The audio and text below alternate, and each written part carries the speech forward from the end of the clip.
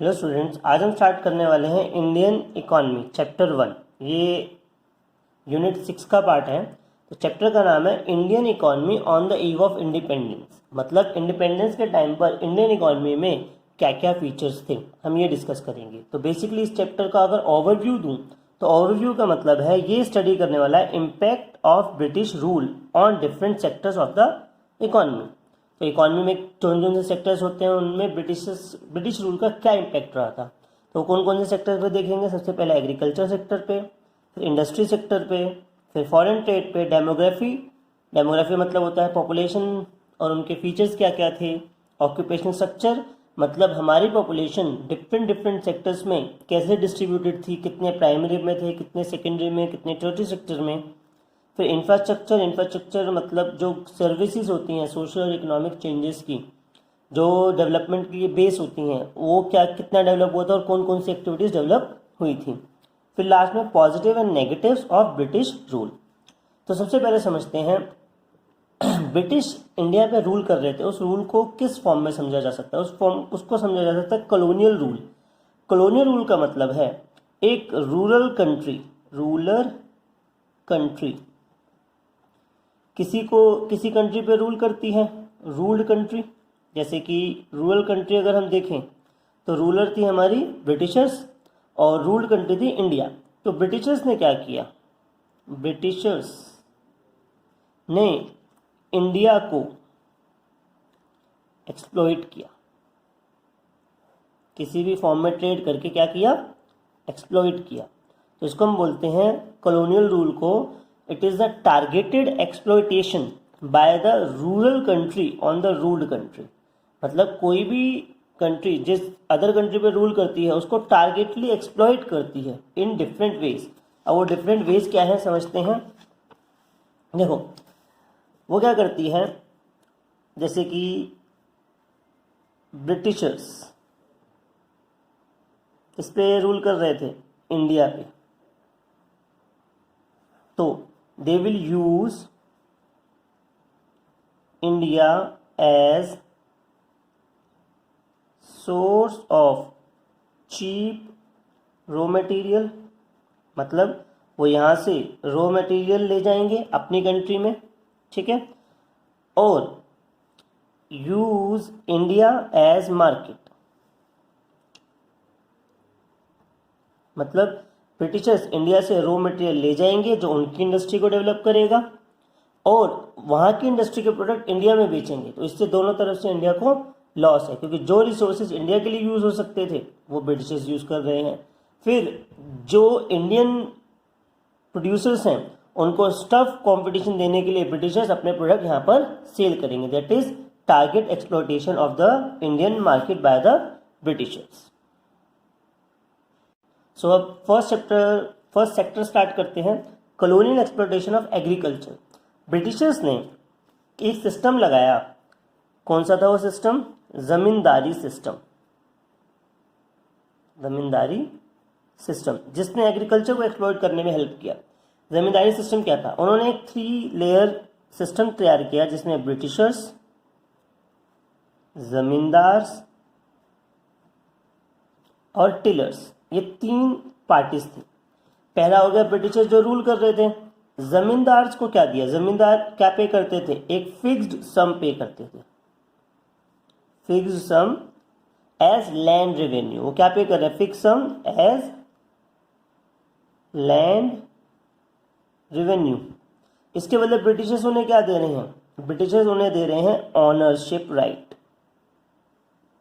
Ownership of the land.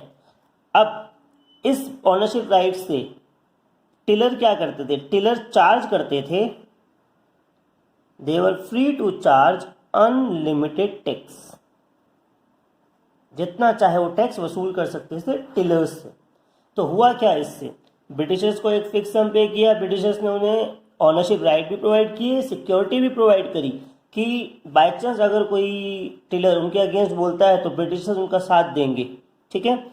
तो tillers पे वो कितना ही चाहे चार्ज कर सकते थे टैक्स। तो उन्होंने क्या किया, zamindars use to take away whole production as tax and tillers were left with food for survival। अब ये सिस्टम चल रहा था, ब्रिटिशर्स जमींदार से कुछ पैसे ले रहे थे, उसके बदले उन्हें सिक्योरिटी दे रहे थे, ओनरशिप राइट्स दे रहे थे, और जो टेलर एक्चुअल जो फार्मिंग कर रहा था, मेहनत सारी ये कर रहा था, बट सारा का सारा प्रोडक्शन कौन ले जाता था? जमींदार ले जाते थे, जिससे उनके पास सिर्फ फूड किस लिए बचता था? सर्वाइवल के लिए बचता था। तो वो इन्वेस्टमेंट नहीं करते थे, इससे हो गई इन्वेस्टमेंट लो। दूसरा, जब एज अ फार्मर मुझे पता है कि मेरे पास कुछ बचना ही नहीं है एक्स्ट्रा प्रोडक्शन का, तो वाई शुड आई इन्वेस्ट? तो वो इन्वेस्ट भी नहीं करते थे क्योंकि उनके पास इंसेंटिव ही नहीं था। अगर मैं तुम्हें सिर्फ, चाहे तुम जितना भी काम करो, तुम्हें सिर्फ खाने को खाना ही मिलेगा, खाने के लिए जितना तुम्हें फूड चाहिए उतना ही मिलेगा, तो कोई भी तुम एक्स्ट्रा काम एफर्ट नहीं लगाओगे, तो इन्वेस्टमेंट नहीं हुई। प्लस जमींदार टैक्स चार्ज कर रहे थे, लेकिन उन्होंने टैक्स के बदले कोई इन्वेस्टमेंट नहीं करी, सारा का सारा पैसा अपनी लग्जरी पे खर्च किया। इस तरीके से ब्रिटिशर्स ने एग्रीकल्चर को बैकवर्ड कर दिया, बहुत ज़्यादा लो प्रोडक्शन हुई, क्योंकि इन्वेस्टमेंट नहीं तो प्रोडक्शन भी लो होगी, प्रोडक्टिविटी भी लो होगी। अब हमारा नेक्स्ट टॉपिक एग्रीकल्चर के फीचर्स पढ़ना है जो इस सिस्टम की वजह से हुए थे या ब्रिटिश की इम्पैक्ट की वजह से हुए थे। और next topic is low features of agriculture. तो सबसे पहला फीचर है लो प्रोडक्शन एंड प्रोडक्टिविटी। प्रोडक्शन का मतलब है टोटल नंबर ऑफ यूनिट्स या क्वांटिटी ऑफ यूनिट्स प्रोड्यूस्ड, कि हमारी इकोनॉमी कितना प्रोड्यूस कर पा रही है। प्रोडक्टिविटी का मतलब है प्रोडक्शन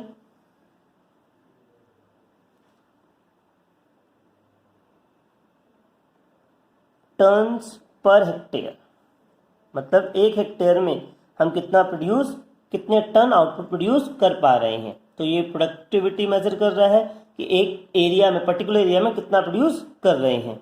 अब अगर हम बात करें 1947 को कंपेयर करने की 2016-17 से, तो वीट का प्रोडक्शन 2016-17 के कंपैरिजन में इट वाज 4.9 टाइम्स लोअर, मतलब जितना प्रोडक्शन करंट में है उस समय 4.9 टाइम्स लोअर था। और ऑन द अदर हैंड अगर हम राइस की बात करें तो राइस का production was 3.8 times lower in 1947 as compare to 2016-17। तो हम देख सकते हैं कि हमारा प्रोडक्शन कितना लो था। It was only around 0.6 tons per hectare, मतलब एक हेक्टेयर में हम सिर्फ 0.6 टन्स के अराउंड ही वीट और राइस प्रोड्यूस कर पाते थे। दूसरा, अनसर्टेनिटी का मतलब होता है हमें नहीं पता विद सर्टेनिटी कि हमारा प्रोडक्शन हाई होगा या लो होगा, बिकॉज वहाँ पर लैक ऑफ इरिगेशन थी। इरिगेशन फैसिलिटीज होती है वाटर सप्लाई की फैसिलिटी, इरिगेशन फैसिलिटीज नहीं थी। लैक ऑफ इरिगेशन की वजह से हमारा डिपेंडेंस ऑन रेनफॉल हाई था।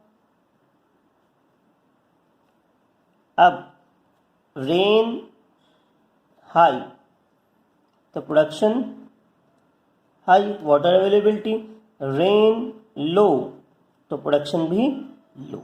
तो हम अनसर्टेन रहते थे कि सब कुछ डिपेंडेंट है हमारा रेनफॉल पर, रेनफॉल अच्छा होगा, एडिक्वेट होगा तो हमारा प्रोडक्शन भी अच्छा होगा, अदरवाइज अच्छा नहीं होगा, क्योंकि इन्वेस्टमेंट पे कोई ध्यान दे ही नहीं रहा था, ना जमींदार और ना फार्मर के पास इतने रिसोर्सेज बचते थे, क्योंकि उन्हें सिर्फ सर्वाइवल के लिए फूड दिया जाता था।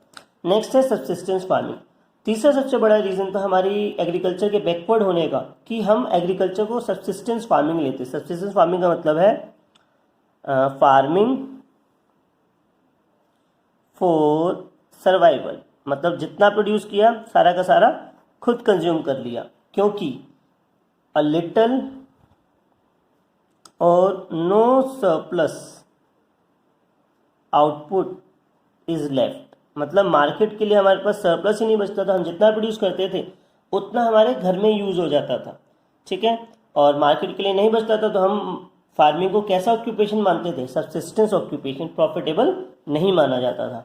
Gap between the honours and the tillers, जैसे जमींदारी सिस्टम में देखा ऑनर्स कुछ और थे, लैंड सिस्टम हमारा ऐसा था कि ऑनर्स एक्चुअल फार्मिंग नहीं करते थे ऑनर्स का काम क्या था? ऑनर्स सिर्फ ध्यान देते थे मैक्सिमाइजेशन ऑफ टैक्स,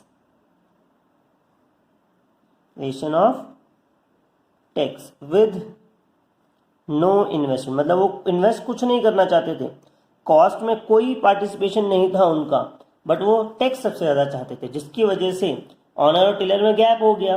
अब टिलर के पास इंसेंटिव नहीं है या उसके पास पैसे ही नहीं है कि वो इन्वेस्ट करे, और ऑनर इन्वेस्ट करना चाहता नहीं है, इससे एग्रीकल्चर और ज़्यादा बैकवर्ड हो गया। कुछ लोगों के पास अपनी लैंड थी भी सही, तो उनके पास बहुत छोटी लैंड थी या फ्रेगमेंटेड थी। छोटी लैंड का मतलब है इतनी कम थी कि उस पर हाई मशीन या बेटर टेक्निक हम लगा ही नहीं सकते थे, इतने की मशीन पे खर्चा होगा, टेक्निक पे खर्चा होगा, उतना आउटपुट प्रोड्यूस ही नहीं होगा। दूसरा फ्रेगमेंटेड का मतलब है a piece here and a piece there, मतलब टुकड़ों में, एक लैंड यहाँ तो दूसरी लैंड 2-4 प्लॉट छोड़ के, तो ऐसे में क्या था, अनइकोनॉमिक होल्डिंग थी। अनइकोनॉमिक मतलब हम उस पर बेटर टेक्निक इन्वेस्ट नहीं कर सकते थे क्योंकि लैंड हमारी बिखरी हुई थी।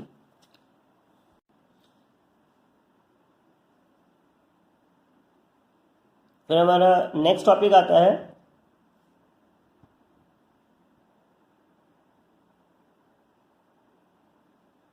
जमींदारी सिस्टम। जमींदारी सिस्टम में पहले ही डिस्कस कर चुका हूँ कि जमींदारी सिस्टम की वजह से टिलर्स का एक्सप्लोटेशन होता था और इन्वेस्टमेंट के लिए ना तो उनके पास पैसे बचते थे, ना ही जमींदार कुछ पैसे इन्वेस्ट करते थे।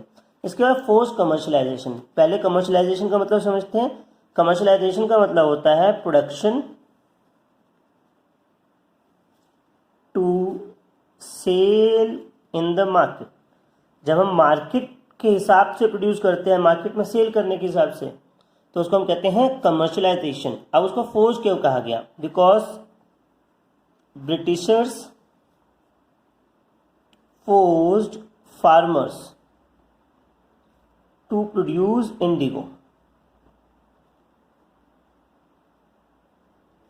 for British industries, क्योंकि ब्रिटिशर्स को अपनी इंडस्ट्री में, क्लोथ इंडस्ट्रीज में इंडिगो की रिक्वायरमेंट थी, तो उन्होंने इंडियन फार्मर्स को फोर्स किया कि वो इंडिगो प्रोड्यूस करें। इसके लिए उन्हें एडवांस पेमेंट भी दी, फोर्स एडवांस पेमेंट। अब इससे क्या हुआ, लॉस क्या हुआ? देखिए लॉस, पहला, now they do not have food for survival, क्योंकि जो वो प्रोड्यूस ही नहीं कर रहे फूड, इंडिगो खाने की चीज़ नहीं, इंडिगो इंडस्ट्रीज में यूज़ होगा, तो जो वो प्रोड्यूस करके पहले अपना घर का चला रहे थे, अब उनके वो फूड नहीं है, तो डिपेंड ऑन मार्केट, कि वो अब मार्केट से गुड खरीदेंगे, और मार्केट से खरीदने के लिए दे नीड कैश। अब हम कहें, तुम कहोगे कि भाई एडवांस पेमेंट मिल तो रही थी, तो फिर कैश की काहे दिक्कत होगी? कैश की दिक्कत इसलिए हुई क्योंकि जो डेटर्स थे, लैंडलॉर्ड्स थे, landlord take away money in return of loans.